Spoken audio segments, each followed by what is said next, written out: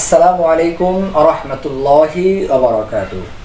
প্রিয় দর্শক, সহজ কোরআন শিক্ষা কোর্সের আজকে পঞ্চম দিন।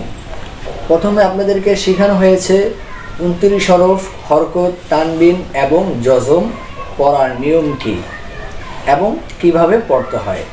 প্রিয় দর্শক, আশা করি আজকের পর্বে আমি আপনাদেরকে শেখাবো কলকলা হরফ কয়টি এবং কলকলা হরফ আসলে কিভাবে পড়তে হবে, কিভাবে উচ্চারণ করতে হবে।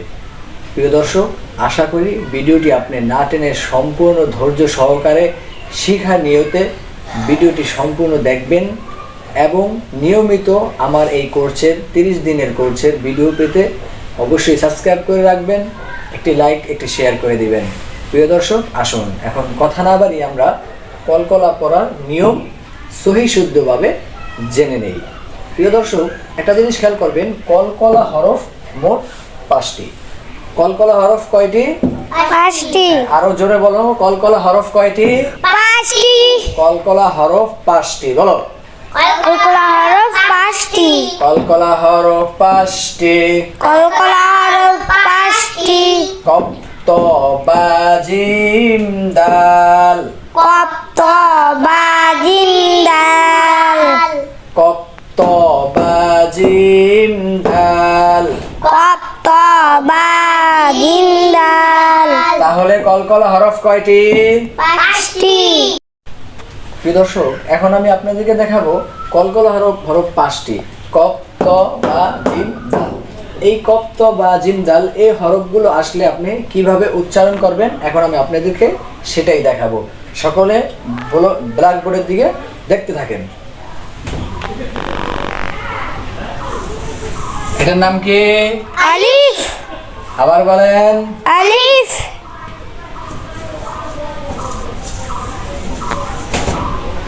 এটার নাম কি?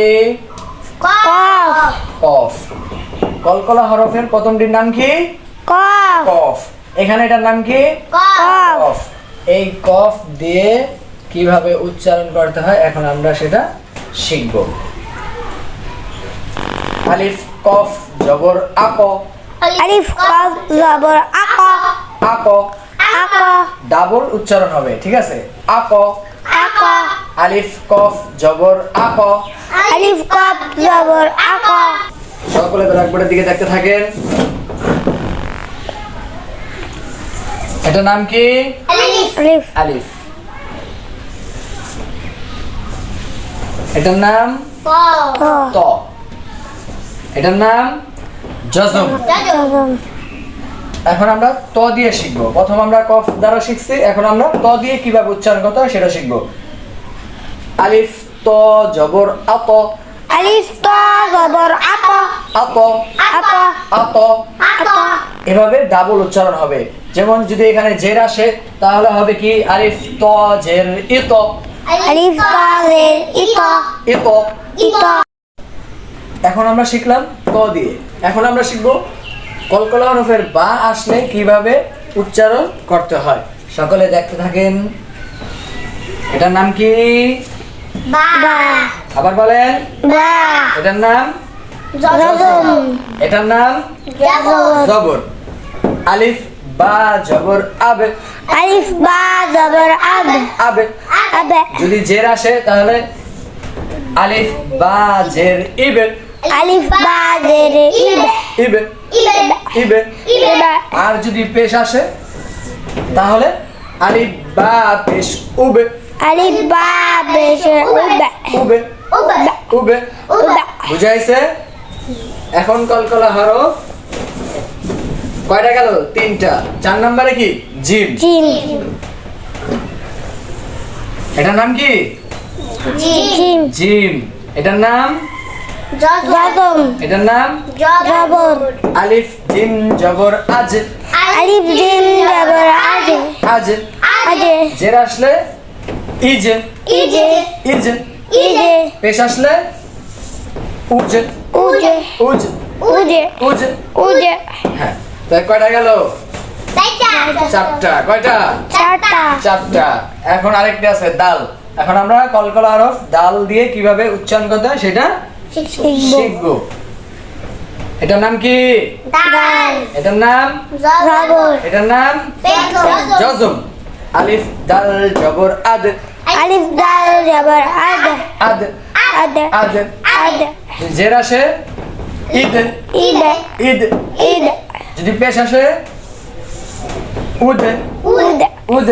উদ তাহলে আজকে আমরা শিখলাম কলকলা হরফ 5টি, কফ, ত, বা, জিম, দাল কিভাবে উচ্চারণ করতে হয় সেই নিয়ম।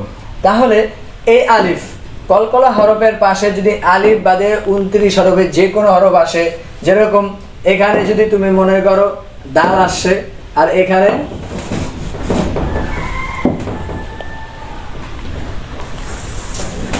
লাম আসে, তাহলে লাম দাল জবর লাদে কি হবে? লাদে এইভাবে 29 হরফের যে কোনো হরফ আসলে আমরা কলকলা হরফ আসলে এইভাবে উচ্চারণ করব। প্রিয় দর্শক, আশা করি আপনারা বিষয়টা বুঝতে পারছেন কলকলা হরফ কিভাবে পড়তে হয় এবং কিভাবে এটা উচ্চারণ করতে হয়। প্রিয় দর্শক, আশা করি আপনারা অবশ্যই, যদি আপনাদের কাছে ভিডিওটি ভালো লেগে থাকে তাহলে আমার চ্যানেলের নিয়মিত ভিডিও পেতে সাবস্ক্রাইব করে রাখবেন এবং একটি শেয়ার করে দিবেন, যাতে যে ভাইরা সহি শুদ্ধভাবে কোরআন শরীফ পড়তে না পারে তারা যেন সহি শুদ্ধভাবে কোরআন শরীফ শিখতে পারে। এই নিয়তে আপনি একটি শেয়ার করে দিবেন। প্রিয় দর্শক, ভালো থাকুন, সুস্থ থাকুন। আসসালামু আলাইকুম ওয়া রাহমাতুল্লাহি ওয়া বারাকাতুহু।